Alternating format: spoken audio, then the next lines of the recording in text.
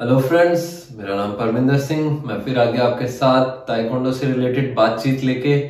तो आज हम लोग डिस्कस करेंगे इस मैटर पे कि जो बिगिनर्स होते हैं या जिनको ऑप्ट करना होता है कि हमें मार्शल आर्ट सीखनी है, तो वो कंफ्यूज होते हैं कि हर चीज कराटे या ताइक्वांडो की what is taekwondo, what is karate, what is मुay Thai, what is kick boxing. तो वो कंफ्यूज होते हैं और कुछ लोग जो है वो बस एक चीज को पकड़ लेते हैं लकीर की फकीरी जैसे कि मुझे तो यही करना है, मुझे तो ये करना है। उन्हें समझना चाहिए कि ये सब चीजें हैं क्या और उनको क्या चाहिए। Finally what they want out of it is most important. कि सभी मार्शल आर्ट्स हैं, ऐसा कुछ नहीं है कि एक मार्शल आर्ट्स अच्छी है दूसरी मार्शल आर्ट्स बुरी है। मार्शल आर्ट्स सभी ट्रेडिशनली जितनी भी मार्शल आर्ट्स हैं वो सभी अच्छी हैं, लेकिन what is your purpose to go for that martial arts, तो वो आपको पता होना चाहिए। फॉर एग्जाम्पल मेरे पास जितने भी लोग आते हैं तो वो मैं ताइक्वांडो कर रहा हूँ तो वो बोलेंगे आप कराटे सिखाते हो, तो मुझे एक बार के लिए उन्हें हाँ बोलना पड़ता है, हाँ मैं कराटे सिखाता हूँ। तो कुछ बच्चे तो ऐसे हैं जिनको 3-3 महीने तक नहीं पता होता कि वो ताइक्वांडो सीख रहे हैं कि कराटे सीख रहे हैं, तो उनको धीरे धीरे धीरे धीरे ताइक्वांडो के बारे में बताना पड़ता है, व्हाट इज ताइक्वांडो। तो that is the same thing जो मैं आज आपसे बातचीत करने वाला हूँ। ताइक्वांडो और कराटे में जो बेसिक डिफरेंस है वो सिर्फ इतना है कि दोनों ने अपने आप को स्पोर्ट्स में चेंज कर दिया है, दोनों ही ट्रेडिशनल मार्शल आर्ट्स हैं।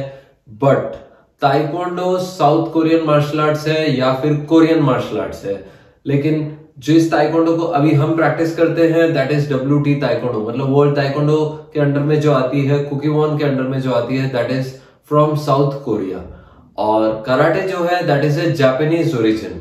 तो इसमें ये थोड़ा सा फर्क है।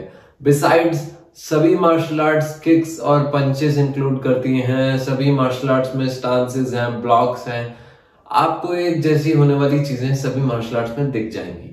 लेकिन ताइक्वांडो थोड़ा सा फियर्सिंग फास्ट मार्शल आर्ट है। कराटे जो है उसमें बहुत सारे अलग अलग फॉर्म्स हैं, गुजोरियो मार्शल आर्ट, गुजोरियो कराटे है, शोतोरियो कराटे है, शोतोकॉन कराटे है, और भी बहुत सारे फॉर्म्स हैं जो बाद में निकलते गए। मेनली जो कराटे है उसका फॉर्मेशन जो है 1923 के आसपास हुआ था।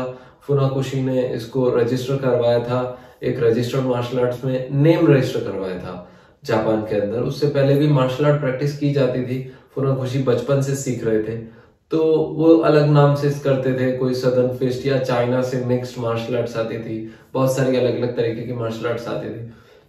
ताइक्वांडो भी बहुत सारी मार्शल आर्ट्स का मिक्सचर है, लेकिन जो नेम ताइक्वांडो है उसका रजिस्ट्रेशन साउथ कोरिया के अंदर 1955 के अंदर हुआ है। और ताइक्वांडो और कराटे ने ही बाद में ट्रेडिशनल मार्शल आर्ट से ऊपर उठने की कोशिश की, वर्ल्ड फेमस होने की कोशिश की, सब जगह फ्लरिश हुए। इंस्ट्रक्टर्स जो हैं हर कंट्रीज में गए, सिखाया। कुछ इंस्ट्रक्टर्स जो हैं उन्हीं कंट्रीज के, जैसे इंडिया के इंस्ट्रक्टर्स जो हैं वो गए, सीख के आए, उन्होंने सिखाया।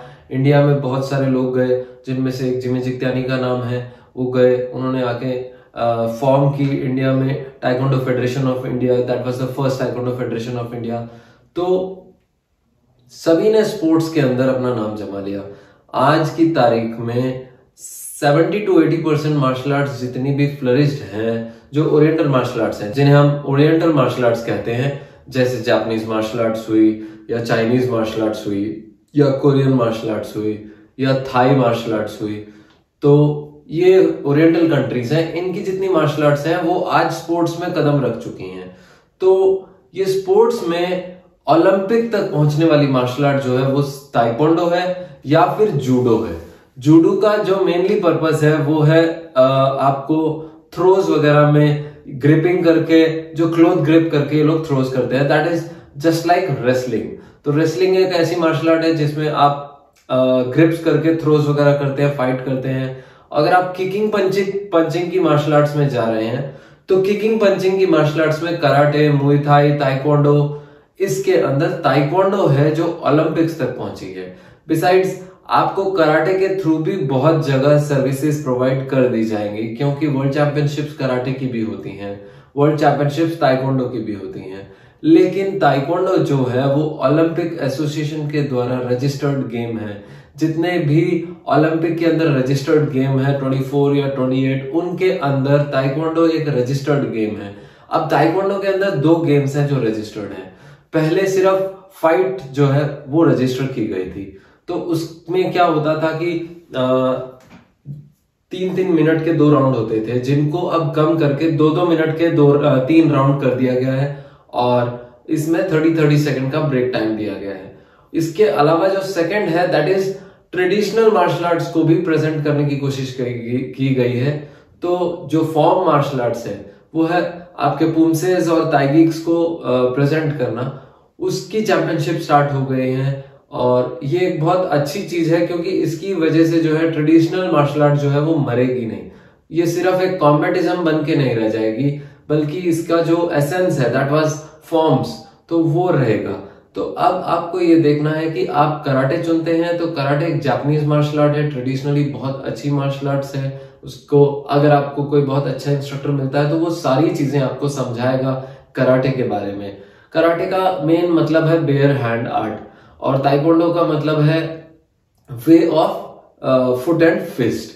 तो ये चीज जो है थोड़ा सा डिफर करती है। आपको प्योरली जाके समझना चाहिए।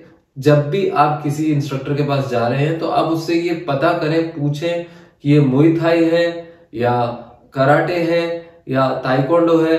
ताइक्वांडो में भी 2 फॉर्म्स हैं, ITF और WTF। तो जो WTF है उसका अब नाम WT होके आता है, that is not north Korean art, that is south Korean art. तो WT जो है वही ओलंपिक के अंदर है, वही रिकॉग्नाइज्ड है। उसके अलावा आप एज मार्शल आर्ट्स कितनी भी सीखना चाहते हैं तो बहुत सारी मार्शल आर्ट हैं, सभी मार्शल आर्ट सीखिए। पर द पर्पस उसके लिए अगर आप जाना चाहते हैं तो पर्पस में, स्पोर्ट्स पर्पस में ताइक्वांडो अगर आप चुनते हैं तो आपके लिए काफी सारी अपॉर्चुनिटीज खुल जाएंगी। सबसे पहली अपॉर्चुनिटी जो आपके लिए खुलती है that is facing the Olympics. तो ओलंपिक जो है वो स्पोर्ट्स में सबसे टॉप मोस्ट स्टेज है। अगर आप ओलंपिक्स तक पहुंचना चाहते हैं, अगर आप अपने मन में एक सपना लेके चलते हैं कि मुझे ओलंपिक्स तक पहुंचना है, तो मार्शल आर्ट्स में, किक एंड पंच की मार्शल आर्ट्स में this is the martial arts जो ओलंपिक्स तक है, दैट इज ताइक्वांडो। अगर आपको सिंपली मार्शल आर्ट सीखनी है, सभी फॉर्म सीखने हैं तो go for all the forms, there is no problem. China का भी अभी एक फॉर्म है, चाइना भी अभी फाइट कर रहा है ओलंपिक से कि उसके अंदर जो भी फॉर्म मतलब मार्शल आर्ट है दैट इज वुशु, वो भी ओलंपिक का हिस्सा बने। But it is not that easy कि सभी मार्शल आर्ट्स को ओलंपिक का हिस्सा बना दिया जाए। ओलंपिक्स में बहुत रिस्ट्रिक्टेड, बहुत कम गेम्स हैं। बिसाइड्स जितने भी गेम्स हैं वो ओलंपिक कमेटी के द्वारा रजिस्टर किए जा सकते हैं, लेकिन वो सिर्फ कंट्री की ओलंपिक कमेटी के द्वारा रजिस्टर किए जा सकते हैं। कंट्री की स्पोर्ट्स एकेडमीज जो है वो कंट्री की या स्टेट्स की ओलंपिक कमेटीज के द्वारा रजिस्टर किए जा सकते हैं। मिनिस्ट्री ऑफ स्पोर्ट्स अफेयर्स के द्वारा रजिस्टर किए जा सकते हैं। लेकिन ओलंपिक के अंदर आना इतना आसान नहीं है। तो ओलंपिक अगर आपका सपना बनता है तो उस सपने को ताइक्वांडो पूरा कर सकता है, जूडो पूरा कर सकता है, रेसलिंग पूरा कर सकता है, बॉक्सिंग पूरा कर सकता है। तो आप अपना मेन फोकस जो है आपका ये देखिए कि आप क्यों सीखना चाहते हैं। अगर आपका मेन पर्पस स्पोर्ट्स है तो आपको उस हिसाब से चलना चाहिए।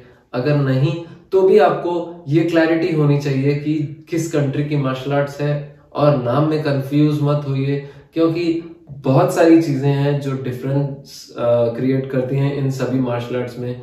क्योंकि ज्यादातर जो न्यू कमर्स या ऐसी जगह से आते हैं जिनको कुछ नहीं पता, वो मेरे को सिर्फ एक वर्ड में सब कुछ बता देते हैं। वो कहते हैं कि जूडो कराटे सिखाते हो, तो जूडो कराटे ये 2 कंप्लीटली डिफरेंट मार्शल आर्ट्स हैं। इन दोनों का पर्पस अलग है। एक जो है throws, holding, grips and throws में इन्वॉल्व है, और दूसरी जो है किकिंग, पंचिंग उनका मेन मोटिव है। तो इस चीज को क्लियर करें कि आपको कौन सी मार्शल आर्ट सीखनी है। तो पहले से आप स्टडी करके जाएं, घर से समझ के जाएं। आपको देख के बहुत सारी चीजें अच्छी लग जाएंगी। MMA जो है आजकल बहुत अच्छा नाम चल रहा है। देखिए मेरा मानना है, मैं पर्सनली MMA के पक्ष में नहीं हूं। MMA एक injury prone completely combat martial arts है और उसका ट्रेडिशनल मार्शल आर्ट से कोई बहुत ज्यादा लेना देना नहीं है। लोग किक पंच सीखते हैं अपने आप को दिखाने के लिए, तोड़ने के लिए, दूसरों को तोड़ने के लिए। बस इन्होंने एक मार्शल आर्ट बना रखी है MMA। उसका अभी एक हाईएस्ट फॉर्म बना हुआ है UFC। लोग UFC तक जाना चाहते हैं, कहते हैं बहुत पैसा है। पैसा नहीं है। आप उनको देखिए कि कितने हारे और वो कहाँ हैं। क्या वो मर गए, क्या वो जिंदा है? अगर वो जिंदा है तो किस इंजरी लेवल पे है? ताइक्वांडो के साथ ऐसा नहीं है। ताइक्वांडो एक बहुत रेस्पेक्टेड मार्शल आर्ट्स है और बहुत सिक्योर्ड मार्शल आर्ट्स है। अगर आप ताइक्वांडो डिस्ट्रिक्ट से भी स्टार्ट करते हैं, कहीं से भी स्टार्ट करते हैं, तो ये बहुत सिक्योर्ड है। तो इसमें बहुत कम कैजुअलिटीज हुई हैं आज तक, बहुत रेयरली कोई कैजुअलिटी होती है, क्योंकि पूरी बॉडी पे गार्ड्स होते हैं और पॉइंट बेस्ड मार्शल आर्ट्स है, इसलिए इसकी ब्रुटैलिटी इतनी ज्यादा नहीं है। टेक्निकल मार्शल आर्ट्स है, मेन फोकस जो है दोनों एक ही तरीके की मार्शल आर्ट्स में ट्रेंड है, तो इनका मेन फोकस ये नहीं है कि अपोनेंट को इंजरी देनी है। मेन फोकस है कि आपको एक दूसरे की जो भी आपने एक दूसरे से जो भी आपने सीखा है वो एक दूसरे के साथ शेयर करना है। तो आप चैंपियनशिप्स में अपनी टेक्निक्स जो है वो शेयर करते हैं। लेकिन एमएमए मुझे पर्सनली ऐसा लगता है कि वो सिर्फ एक ब्रूटल कॉम्बैट स्पोर्ट बन के रह गया है, जिसका मेन फायदा जो है वो ऑर्गेनाइजर्स और दर्शक ही उठाते हैं, क्योंकि लोगों को आजकल खून देखना, पिटाई देखना, मार पिटाई देखना बहुत पसंद आता है। मूवीज भी लोग इसी तरीके की देखना पसंद करते हैं कि उनको भाई मार कुटाई देखना बहुत अच्छा लगता है। But this is your life. आपको ये समझना चाहिए कि लाइफ जो है वो यंग होने में लाइफ खत्म नहीं हो जाती है आपकी। आपको एक बहुत अच्छी और लंबी लाइफ जीनी है और एक बहुत हेल्दी लाइफ जीनी है। अगर आप पहले ही यंग 20-25 की एज में बहुत हाई लेवल के इंजर्ड हो गए, तो उसके बाद आप अपनी लाइफ किस तरीके से गुजारेंगे? बहुत डिस्टर्ब रहेगी आपकी लाइफ। तो यू मस्ट अंडरस्टैंड कि आप एक लंबा फोकस लेके चलें, कोई भी चीज को सीखें और जोश जोश में मत आए सीखने के लिए।